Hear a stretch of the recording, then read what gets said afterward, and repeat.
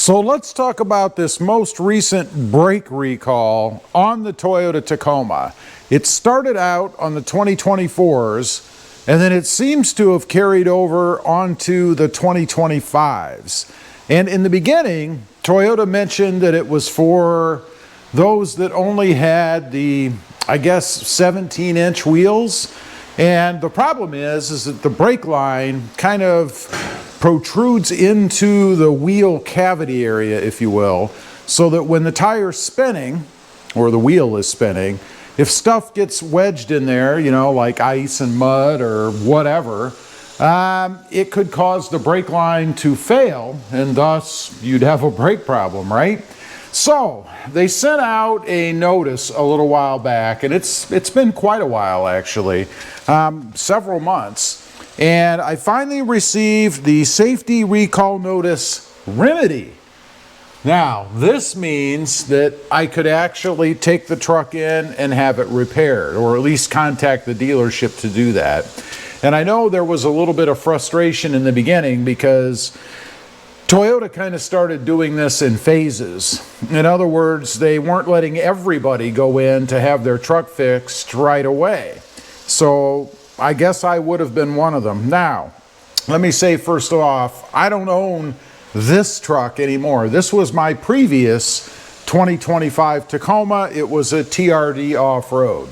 That truck was traded on the current blue or blue crush truck that you just saw that I have now. And I have not received any kind of a recall notice on this truck, either a remedy or just an advisory, I guess. So let's run through this. It says, certain 2024 to 2025 model year Tacoma 4x4 and two-wheel drive vehicles with 17 and 18-inch wheels. So that's something I didn't know. I thought you would have been safe if you had 18s, but apparently you're not. It says potential loss of brake performance. Now let's go ahead, open this thing up. It's 3 pages long apparently, and in a different language on the back. That's why you see it crossed off. So it says here again, certain 2024 2025 model year Toyota Tacoma 4x4 vehicles with 17 and 18-inch wheels, and then it says the same thing including the two-wheel drive vehicles. Potential loss of brake performance. And there is an NHTSA recall number. It's a 25V as in Victor -058. And then the Toyota recall number 25TA04. It says, Dear RobMotive, and yeah, I do buy my trucks under the channel name. Dear RobMotive, this notice applies to your vehicle, 2025 Tacoma, and then they give a VIN number. Again, my previous supersonic, or not supersonic, it was the Terra colored truck. This notice is sent to you in accordance with blah, blah, blah. Let's see, which relates to motor vehicle safety, exists in certain 2024-25. We already read all that. You received this notice because our records, which are based primarily on state registration and title data, indicate that you are the current owner. Not true in my case, but whatever. What is the condition? The rear brake hoses in the subject vehicles can be damaged if mud or dirt builds inside the rear wheels. This can result in brake fluid leak, and that's if the brake line is ruptured or torn, and reduce braking ability, increasing the risk of a crash. Yeah, I'd say that's a pretty good shot. What will Toyota do? Any authorized Toyota dealer will replace both rear brake hoses with improved ones free of charge. And from what I've seen from some folks that have had this done, it's just a heavier duty, more robust hose. I don't know if I like that. I don't think it really solves the problem. It's still there. It can still break, in my opinion, if you get something, you know, strong enough in there. We've got gnats out here. It goes on to say, what should you do? Please contact any authorized Toyota dealer to schedule an appointment to have the remedy performed as soon as possible. The remedy will require parts replacement.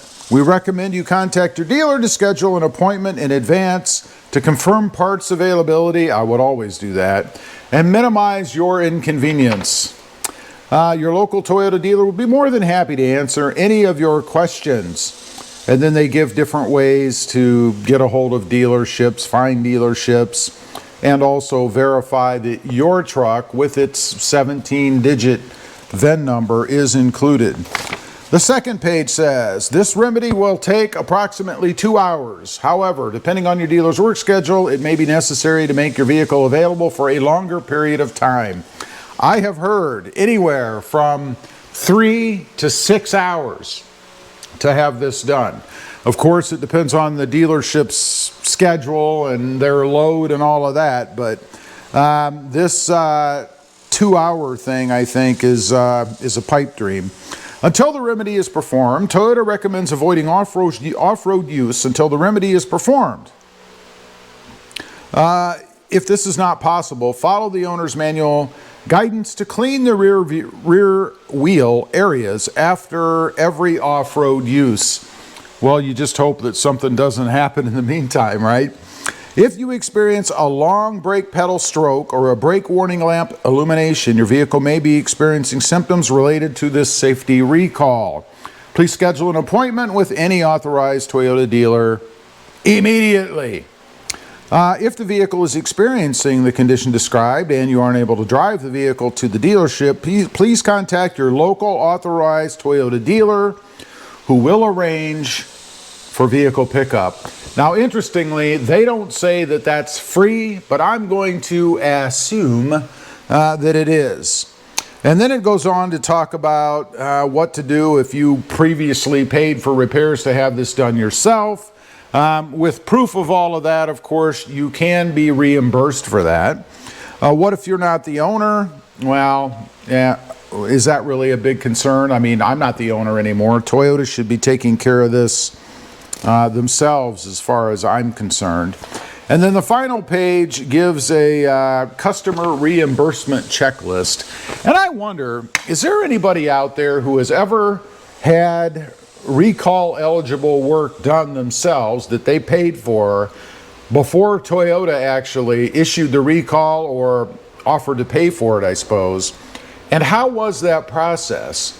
I mean, was it seamless? Were you able to run through these different checklist items, supply everything that Toyota says they want, and then get your money reimbursed?